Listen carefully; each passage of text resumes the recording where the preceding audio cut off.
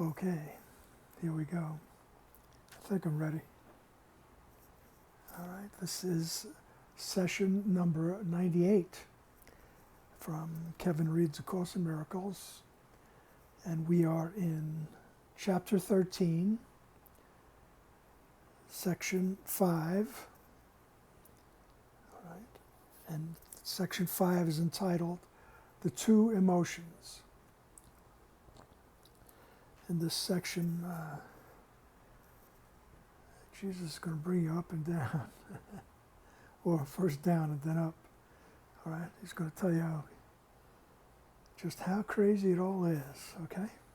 And then lift you up until you don't worry about it. Okay, the two emotions. I have said you have but two emotions, love and fear. One is changeless, but continually exchanged, being offered by the eternal to the eternal. In this exchange, it is extended, for it increases as it is given. The other has many forms, for the content of individual illusions differs greatly. Yet they have one thing in common. They are all insane. They are made of sights that are not seen and sounds that are not heard. They make up a private world that cannot be shared. For they are meaningful only to their maker, and so they have no meaning at all. In this world, their maker moves alone, for only he perceives them. Okay. So he says you have two emotions, love and fear. And then he tells us that the one, love, is continually exchanged. Right? That's in our real existence. That's who we really are. Back home in the mind of God, extending and exchanging love. It's constantly being offered by the eternal to the eternal. And in this exchange it is extended. So the other, fear, has many forms, for the content of individual illusions differs greatly. Okay? Everyone experiences fear to some level. But everyone's experience of fear is different, right? It differs greatly, he says, because everybody's life experience, the illusion, is different. Okay, but it's fear nonetheless. Okay, yet they have one thing in common: they're all insane. Right, so every experience, every illusion, okay, he's telling you it's not, it's just crazy. This whole world is just crazy. All right? But he's not, remember, not telling you to deny your experience. He's going to constantly tell you to look at it. All right, a little later on he's going to say to look at it with open eyes. Right? So you're not afraid of it, you're just looking at it and you're saying, oh, there's that crazy thought again. I don't want that anymore. Can you help me? Help me see it correctly. But we're going beyond ourselves here. Right? So he says they're all insane, or whatever form, right, the illusion takes. It's made up of sights that are not seen and sounds that are not heard. All right, he's describing hallucination, really. They make up a private world that cannot be shared, for they are meaningful only to their maker, and so they have no meaning at all. In this world, their maker moves alone, for only he perceives them. Right? We have all these thoughts about who we are and where we're going, who we're meeting, what we're going to do, and this and that. But this is your movie, so to speak. You made this up, and you're moving through it. You're moving through it alone.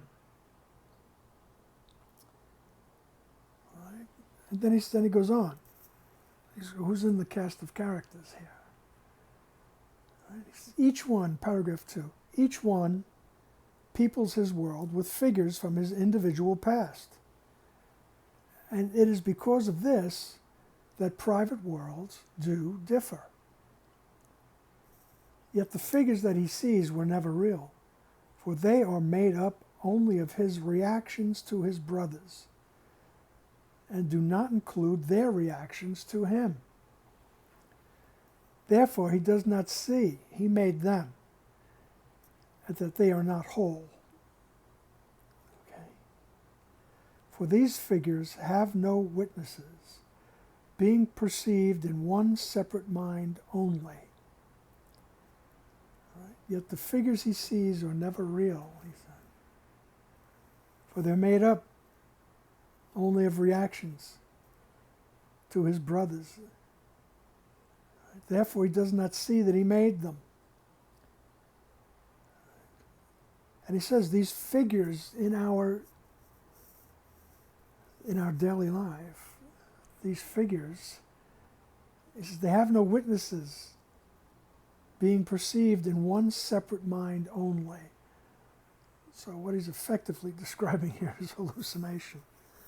All right, don't let that scare you, okay? All right. Everybody's in that same boat, that same illusory boat. Okay. Paragraph 3.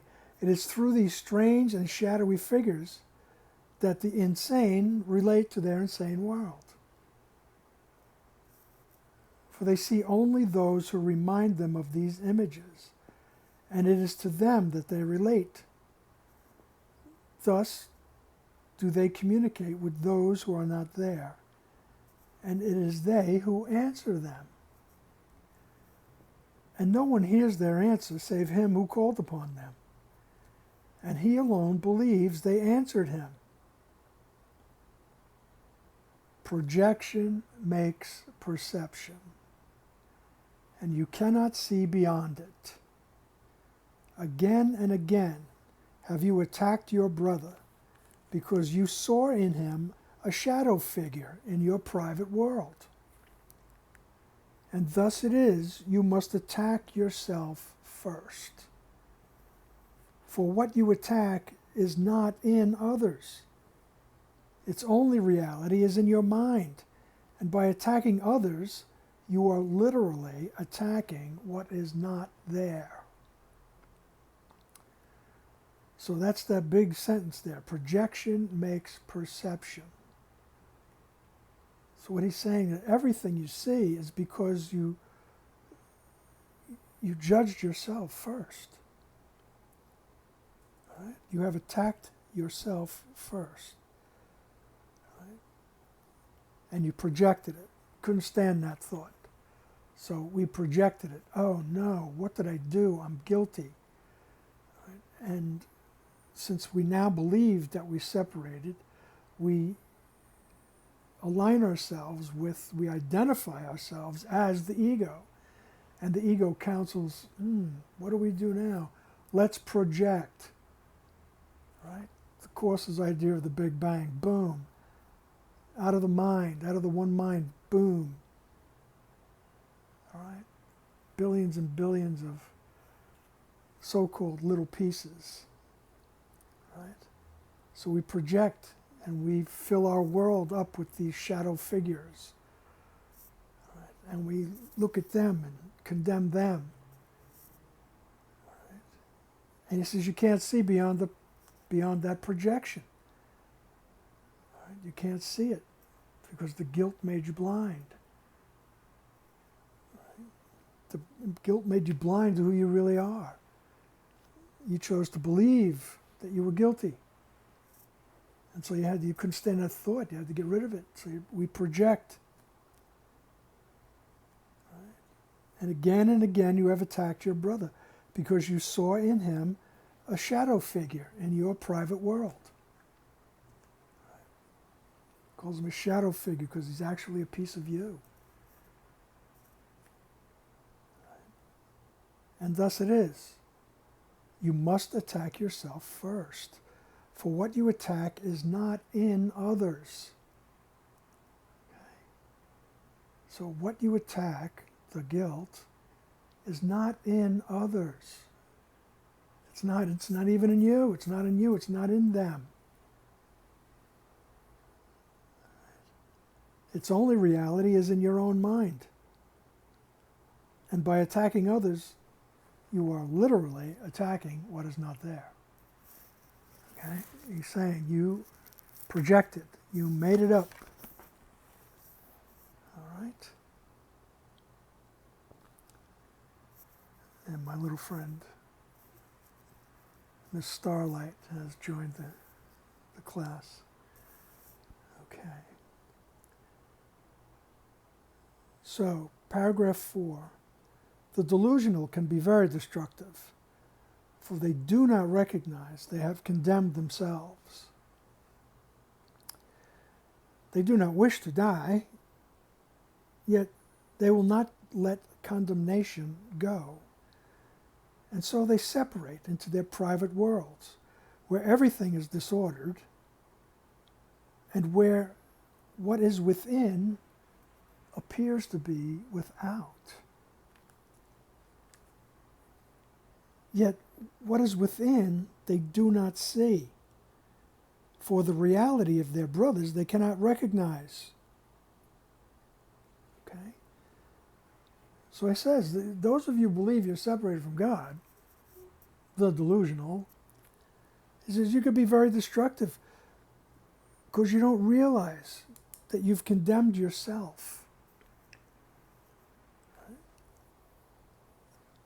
They do not wish to die, yet they won't let the condemnation go. We think we're going to die because God is angry at us. He says they won't let the condemnation go. Right? They won't let the idea of guilt. They won't look at it and let it go. And so they separate into their private worlds, where everything is disordered. I mean, think about it. All right? Not just my room in the apartment. Everything in the world is disordered. Okay, not just my kitchen. All right. Everything is disordered. And in this world, everything, all right, what appears,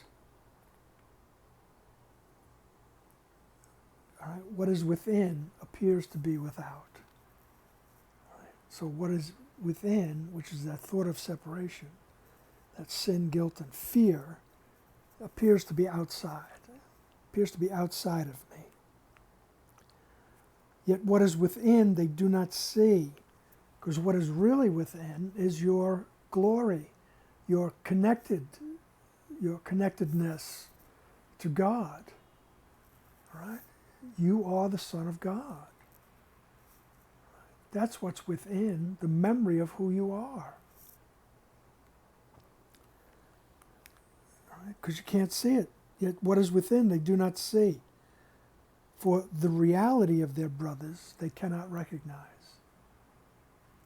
All right? The reality of our brothers is that they are part of the oneness also. They are part of the glory of God, the glory of the original source. So paragraph 5. You have but two emotions. Yet in your private world, you react to each of them as though it were the other. For love cannot abide in a world apart, where when it comes, it is not recognized. If you see your own hatred as your brother, you're not seeing him. Everyone draws nigh unto what he loves and recoils from what he fears. And you react with fear to love and draw away from it. Yet fear attracts you. And believing it is love, you call it to yourself Your private world is filled with figures of fear you have invited into it. And all the love that your brothers offer you, you do not see. All right? It's just telling you, you're all mixed up. You're afraid of love. You said that last week, I believe, or at least you're going to be saying it more and more. All right? We're afraid of love because the ego is afraid of love because it knows it will disappear. Right? And we are attracted to relationships even, okay? We call others into our life, right? That we can judge and criticize and project onto, no matter how long it takes. You know, you might like them very much at first, and somewhere down the road, that changes. Alrighty then. And the love your brothers offer you, you do not see. And here's the key, paragraph 6. As you look with open eyes upon your world, it must occur to you that you have withdrawn into insanity. As you look with open eyes, right? That's when I'm looking and I'm asking, help me to see this correctly. He says, then you'll notice that you've withdrawn into insanity. Right? But if your eyes are open, it won't be traumatic. Right? It won't be such a crushing blow. Right? You'll realize, oh, that's crazy. I want to see correctly. So he says, it must occur to you that you have withdrawn into insanity. You see what is not there, and you hear what makes no sound. Your manifestations of emotions are the opposite of what the emotions are. You communicate with no one, and you are isolated from reality as if you were all alone in all the universe. In your madness, you overlook reality completely, and you see only your own split mind everywhere you look. God calls you, and you do not hear, for you are preoccupied with your own voice. And the vision of Christ is not in your sight, for you look upon yourself alone. Right? We look upon ourselves as separated. Okay? He's not condemning us. He's just telling you this is the situation. You know, doesn't make you bad, just makes you nutty. And how long do you want to continue that? Right? How long do you want to continue the conflicts, the chaos?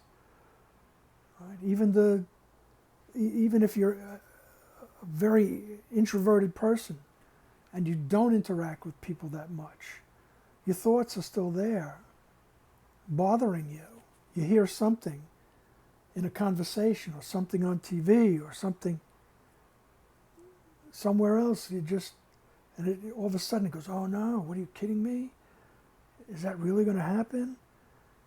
You know, so the fear, it's there, waiting to be reinforced. Doesn't matter what form it takes, it's just waiting. And he says, God calls you and you do not hear because you're preoccupied with your own voice. We're all caught up in our own movie, in our own life. I'm caught up in my history. This is why I do this. Right? This is why I have the language of a longshoreman, as my grandmother used to say. It's my history. We did have longshoremen in our family. They worked on the docks in the city. But you keep listening to your own voice. You keep believing in your own history, reinforcing it.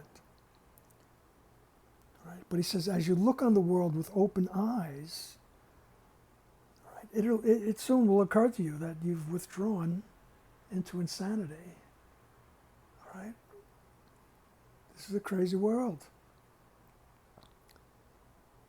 Right? In your madness, you overlook reality completely. So in the madness, in the belief in separation, you overlook reality completely. Well, what's reality? Reality is, what we keep saying, is that you are at home in God. You are at home in heaven, dreaming of exile. You are part of the great expanse, however you want to perceive it. Right? You are that. You are part of the primordial thought. All right? That's what your reality is. You are a thought of love in the mind of God. Let's just leave it there. Leave the rest to the poets. All right? But you're overlooking that. We're believing that we're separated. Okay? We're walking through this world as if we are alone. He says you're overlooking it, and the vision of Christ is not in your sight. The vision of Christ, that's who you truly are. You are the offspring of the eternal. One with the eternal. There's no place where the eternal ends and you begin.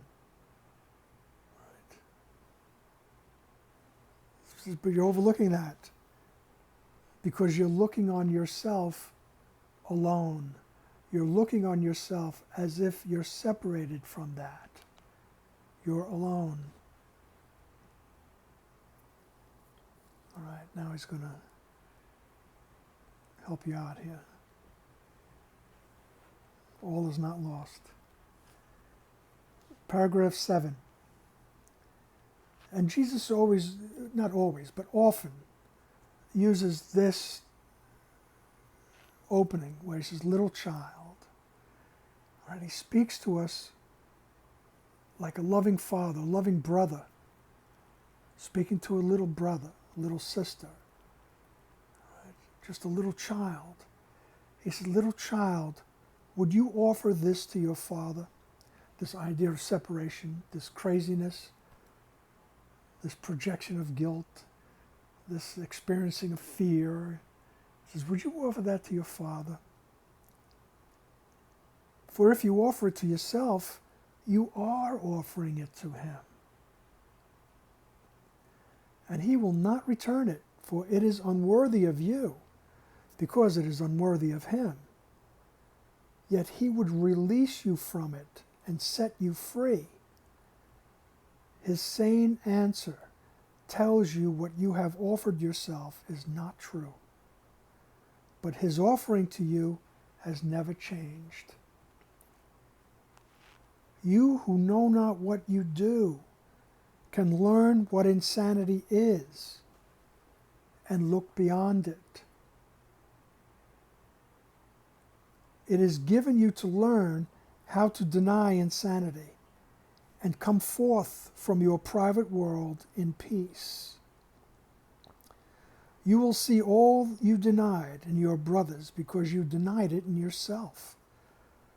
For you will love them, and by drawing nigh unto them, you will draw them to yourself, and perceiving them as witnesses to the reality you share with God. I am with them as I am with you, and we will draw them from their private worlds. For as we are united, so would we unite them. The Father welcomes all of us in gladness, and gladness is what we should offer him. For every son of God is given you to whom God gave himself, and it is God whom you must offer them, to recognize his gift to you. Okay, that's a beautiful paragraph, right? Coming out of the depths, the craziness of hallucinations. And it's almost like you're tripping. It's a bad trip, right? I mean, I'm a child of the 60s, but I always thought I had too much latent guilt to do to any kind of tripping, you know. I knew where I was coming from. Plus, I couldn't really trust the people that were hanging out at the time. But anyway, so after all this talk of craziness and hallucination and insanity, he tells you there's a way out. All right? He says, is this what you want to offer your father?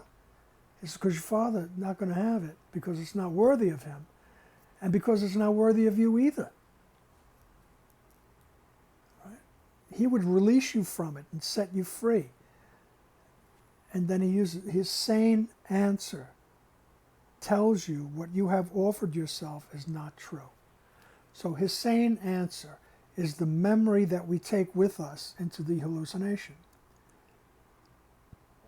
It's the memory of who we are. It's the Holy Spirit, right? With the manifested in the form of Jesus for the Western world. Right? That's the sane answer. Right? The Holy Spirit, the memory of who you truly are, right, is the sane answer that tells you what you have offered yourself is not true. And what we've offered ourselves is the belief in separation. So when our eyes start to open, we look at the hallucination and we say, okay, help me to see that correctly.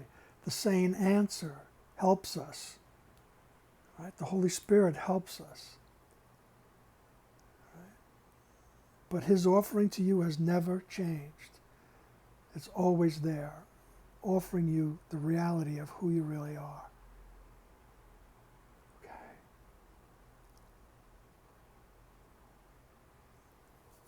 And then he comes out with a quote, well, with a reference to the New Testament, talking to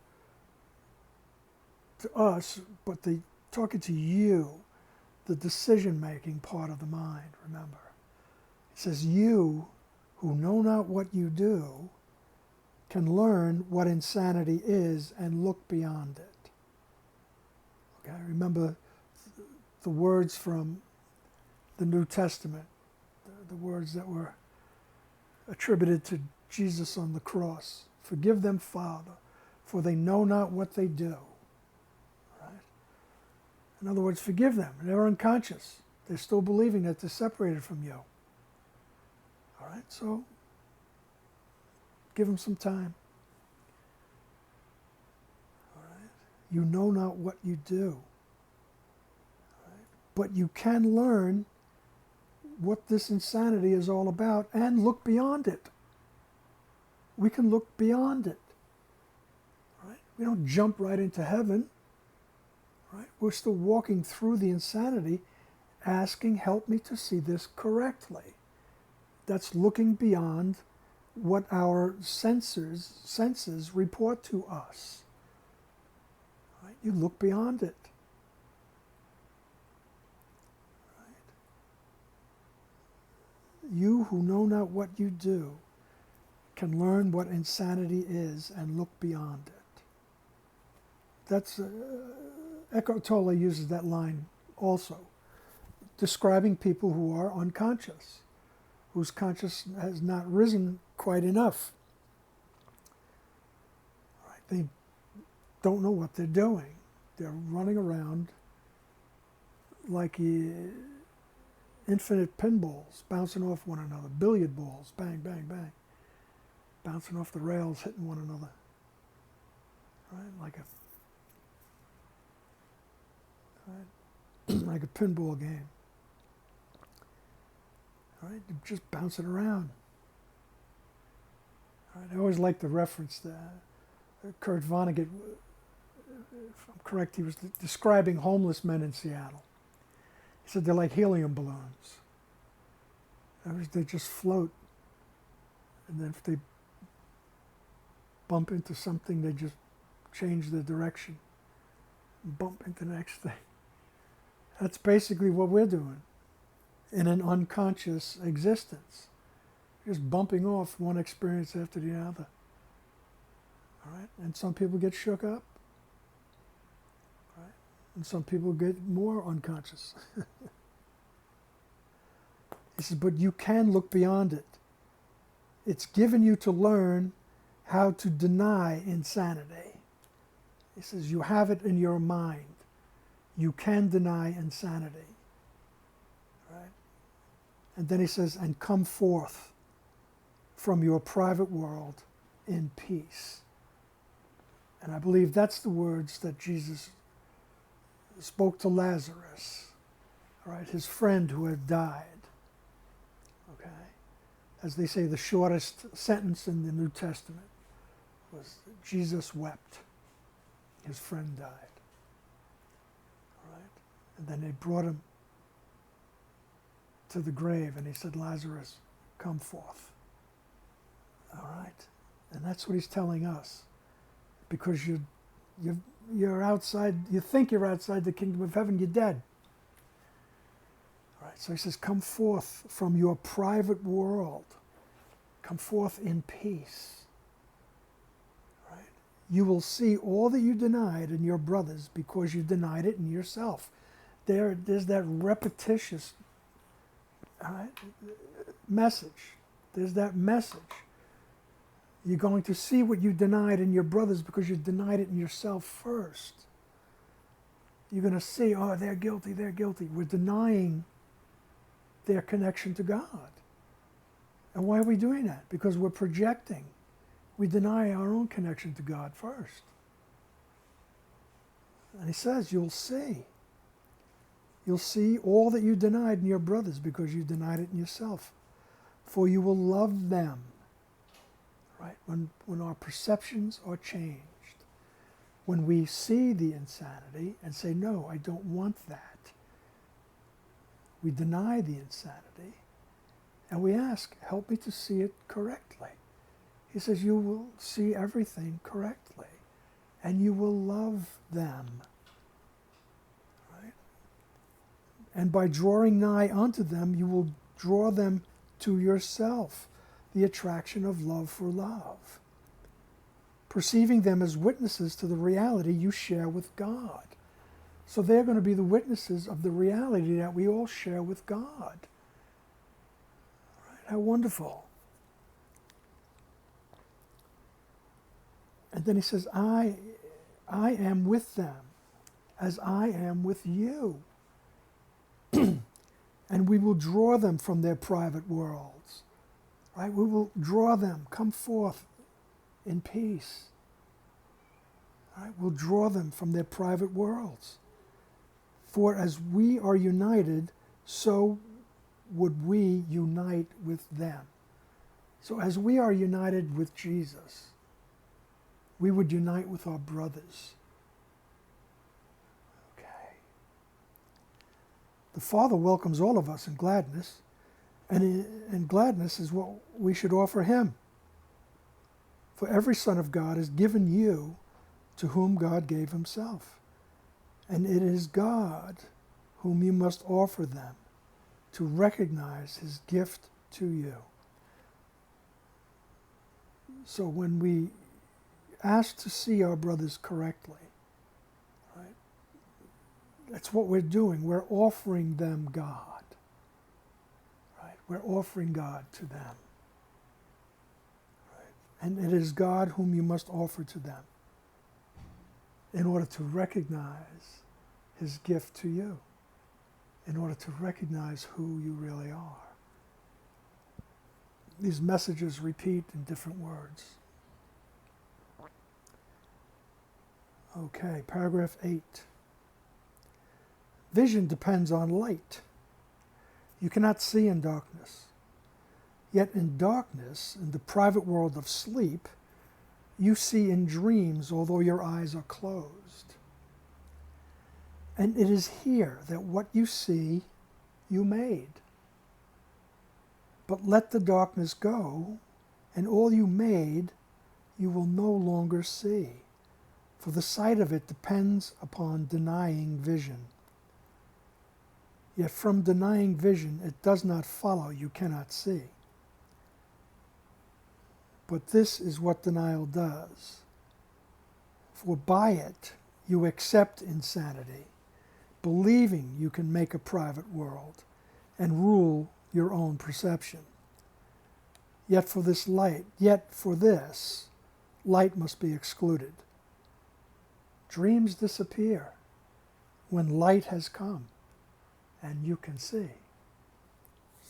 All right, very poetically saying that you cannot see in the darkness. Right?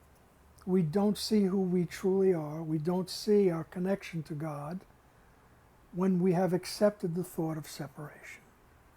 Right? You can't see in the darkness, yet you can see the things that you dream, the stuff you made up. Right? You see in dreams, although your eyes are closed. Right? He's telling us this is a dream. Right? And it is here that what you see, you made. So in the darkness, in the dream, this is what you see, you made. All right? But let the darkness go, he says. And all you made, you'll no longer see. So if we let this go, let the ego thought system go, he said, all you made, you will no longer see. For the sight of it depends upon denying vision. Because everything we see in this world depends upon our denying who we really are. Yet from denying vision, it doesn't follow that you can't see. Right? Even though you think you have denied who you truly are, you could still see. It's a choice. Help me to see. Help me to see correctly. Right? When your eyes open, you can look on the insanity and realize, oh wow, that's crazy. Help me to see correctly. But this is what denial does. For by it, you accept insanity. So when I deny who I truly am, I'm accepting the insanity. Right? Believing you can make a private world and rule your own perception. And yet for this, light has to be excluded. Right? But dreams disappear when light has come and you can see. Okay? Paragraph 9.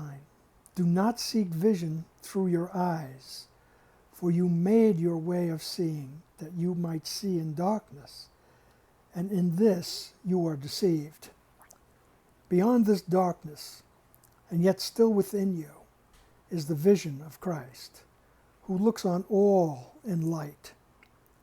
Your vision comes from fear, as his comes from love. And he sees for you as your witness to the real world.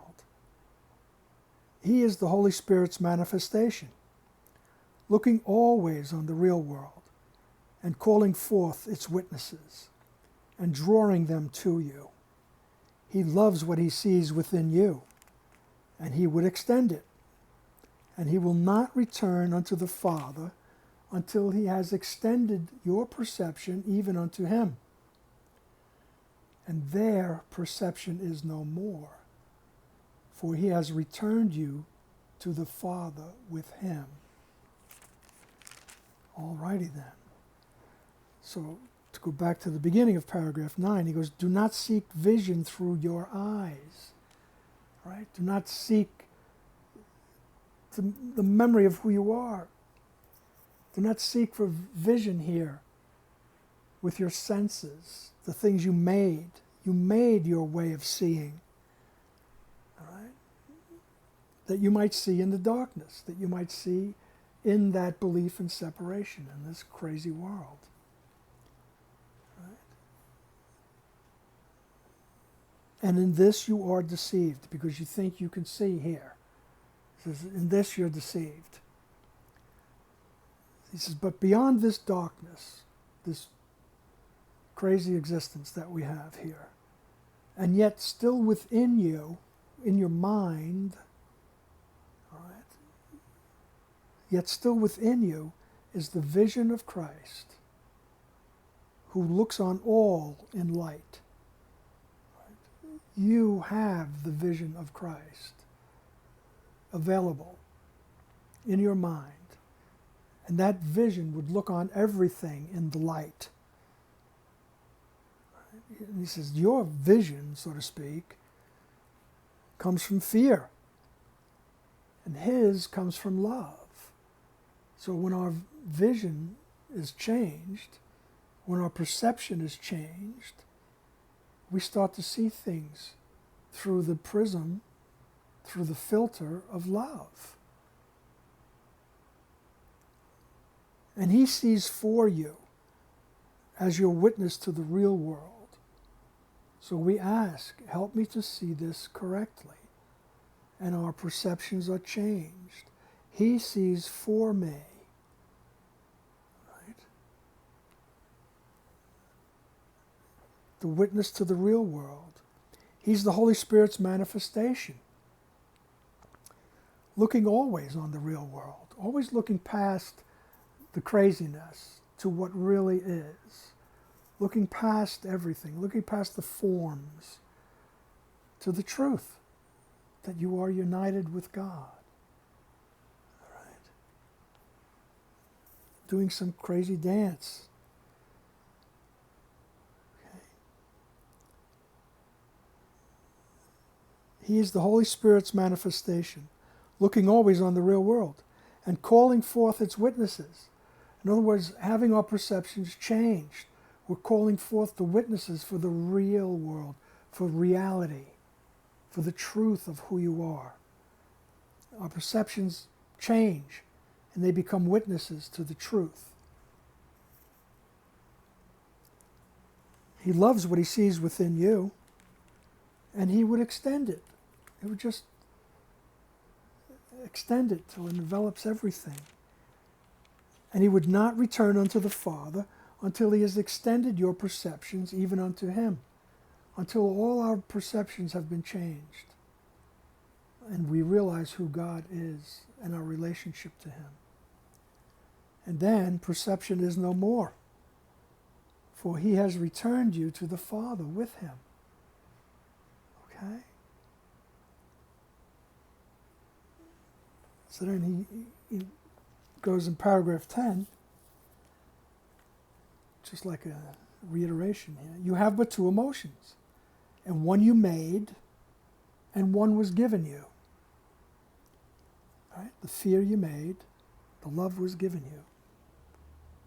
Each is a way of seeing, and different worlds arise from their different sights.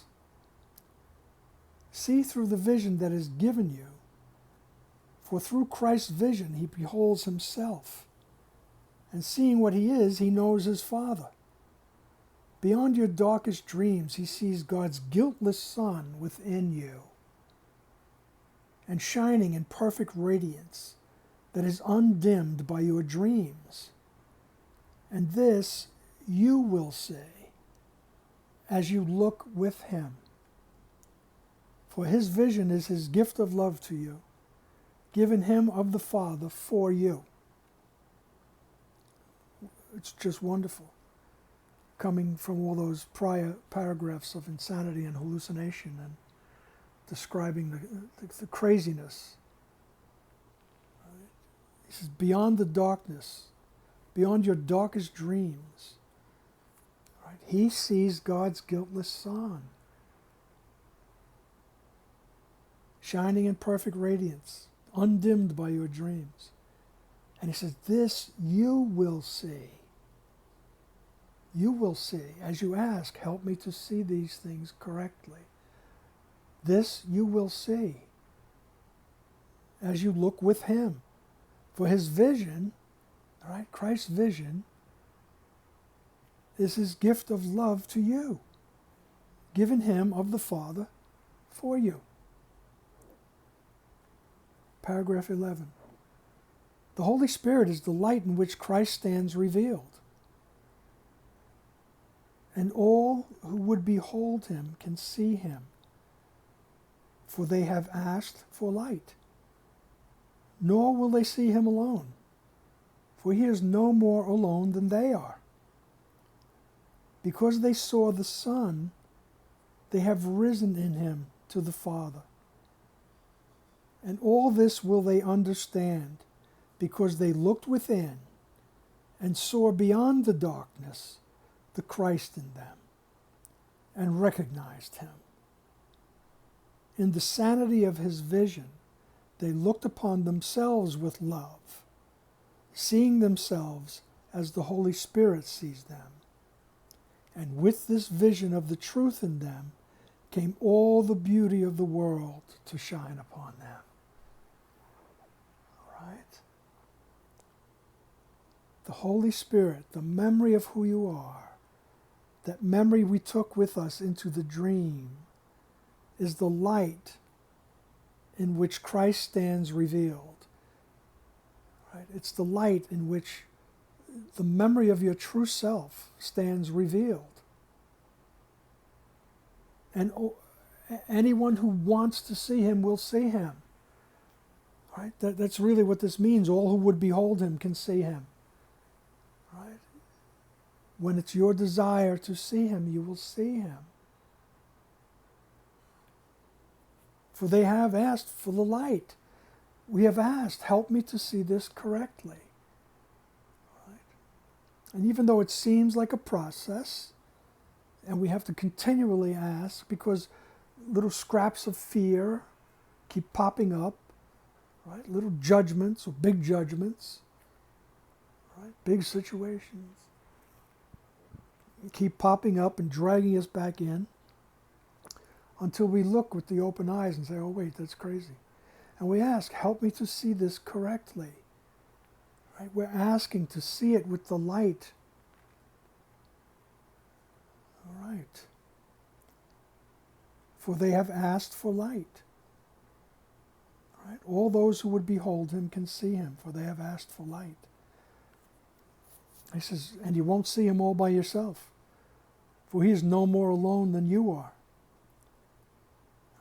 Because they saw the Son, they have risen in him to the Father. Because they saw who the Son is, they know the Father. And all this will they understand. He said, you'll understand it when you experience it. All right? And all this they will understand because they looked within. They looked within and saw beyond the darkness. They saw beyond the darkness the Christ in them and recognized him. Okay? Oh, I'm not the scurvy worm, as Ken would say. I'm not the home of evil, darkness, and sin. He says you look past that and you see who you truly are. And you recognize who you truly are. And in the sanity of his vision, they looked upon themselves with love, and seeing themselves as the Holy Spirit sees them. Right? So we look and we realize we are love. We are love. And with this vision of the truth in them, they say all the beauty of the world came to shine upon them. Right? The world will change in your sight, in your perception. And momentarily, all the beauty of the world will shine on you, and you will realize far beyond the world the beauty that exists. Right? Far beyond this orb and all the other orbs. Right? The beauty that exists. The beauty that is you. That is in you and that is you. All righty then. Two emotions. Right? One you made and one was given you. All right? Let's go to the mind and ask to see through the filter of the one that was given us. Alrighty. And with that, I'll bid you adieu. And we'll see you next time. Okay, looking forward to it. Have a good day.